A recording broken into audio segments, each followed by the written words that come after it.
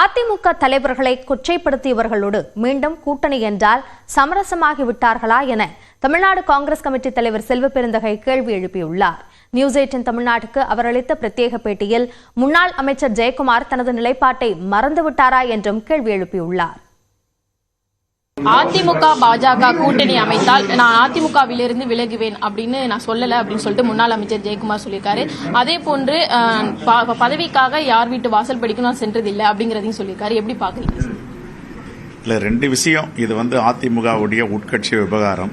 இருந்த போதிலும் பொதுவெளியில அவரே மாண்புமிகு முன்னாள் அமைச்சர் திரு ஜெயக்குமார் பேசினது பிஜேபியுடன் எப்பொழுதும் கூட்டணி இல்லை, அதற்கு இன்னும் அழுத்தம் திருத்தமா இப்பவும் இல்லை எப்பவும் இல்லை அப்படின்னு சொல்லியிருக்காரு. அதுக்கு மேல கூட்டணி வச்சா இன்னும் நடக்கும்ன்றதெல்லாம் அவர் சொன்னதெல்லாம் நீங்க இப்ப சொல்றீங்க. நான் அவர்கிட்ட கேட்கறதெல்லாம் பாஜகவுடைய தலைவர்கள் இவர்கள் இரு கண்களா பார்க்கறது புரட்சி தலைவர் எம்ஜிஆர், புரட்சி தலைவி அம்மா அவர்கள். எம்ஜிஆரையும் விமர்சனம் பண்ணியிருக்காங்க. புரட்சி தலைவி அம்மாவை ரொம்ப கொடூரமா கொச்சைப்படுத்தி ஊழல்வாதி, சிறை தண்டனை அனுபவித்தவர் இப்படிலாம் பேசியிருக்காங்க. அப்படின்னா இப்ப இதையெல்லாம் அண்ணன் ஜெயக்குமார் ஏற்றுக்கொள்கிறாரா என்ற கேள்விதான். எங்க தலைவரை நீங்க என்ன பேசினாலும் பரவாயில்ல, ஊழல்வாதினா பரவாயில்ல, சிறைவாசம் சென்றவர்கள்னா பரவாயில்ல, தண்டனை பெற்றவர்கள்னாலும் பரவாயில்ல, நாங்க பாஜகவோட ஏத்துக்கிறோம்.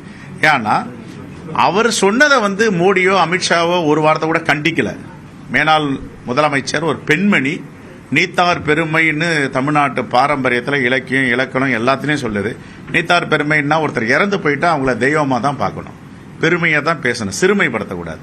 அந்த குறைந்தபட்ச நாகரிகம் கூட இல்லாம பாஜக தலைவர்கள் ஜெயலலிதா அம்மையாரை பத்தி அவ்வளவு கொச்சப்படுத்தி கேவலமா பேசினாங்களே, அதை யாரும் கண்டிக்கல. அவங்க பக்கத்திலேயே மாண்புமிகு எதிர்க்கட்சி தலைவர் திரு எடப்பாடி பழனிசாமி உட்காந்துருக்காரு. ஆனா இதை எப்படி அண்ணன் ஜெயக்குமார் பாக்குறாரு? மறந்துட்டாங்களா இல்ல சமரசம் ஆயிட்டாங்களா? ரெண்டு விஷயம் தான். அதெல்லாம் நீங்க அவர்கிட்ட கேட்கணும்.